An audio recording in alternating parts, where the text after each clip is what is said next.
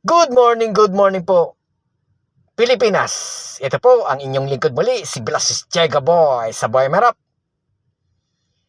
At napakalapit na po ang Kapaskuhan. 4 na araw na po, Pasko na. Di ba? Ang saya-saya. Lalo magpapasaya sa atin kapag nakakatanggap na tayo ng 13-month pay at bonus para may pambili tayo at paghanda sa ating mga tahanan sa pagsapit ng Kapaskuhan. Mga guys, basta ingat-ingat po lang tayo.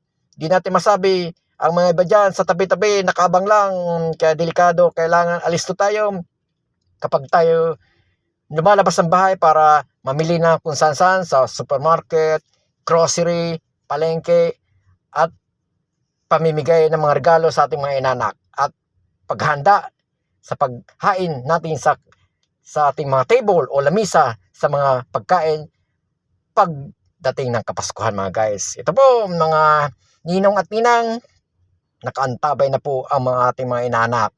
Basta kung anong makakaya natin sa ating pag-abot, pagbigay natin sa ating mga inanak, basta galing sa ating mga puso ang pagbibigay natin ang ating mga inanak.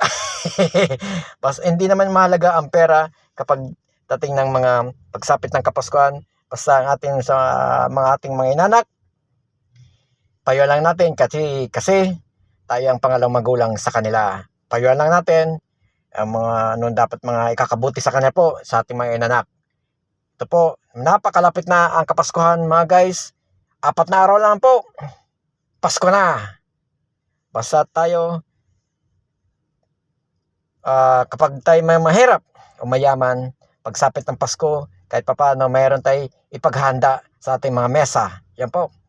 Basta konti lang, basta meron lang po.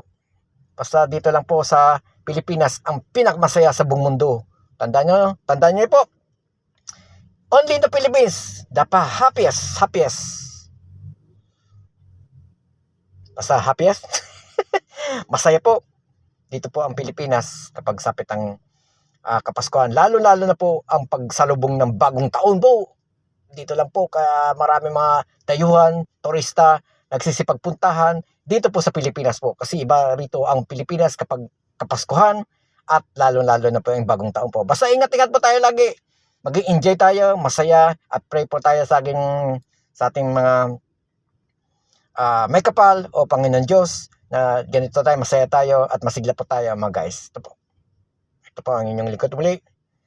Kahit papano, masaya tayo, kahit ganito lang ating buhay, mahirap lang, basta magsumikap lang po tayo. Wag lang tayo umasa sa basta magsumikap at magtiyaga at tulungan po natin, dapat ang tulungan ang mga nangailangan ng tulong po. Ito po, happy o Merry Christmas po sa inyong lahat po, mga guys. Merry Christmas po sa inyong lahat. Ito po, ang inyong tagapaglingkod, tagapagpayo, si Blas Chega Boy sa Boy Merap. Merry Christmas po, Pilipinas! Bye-bye!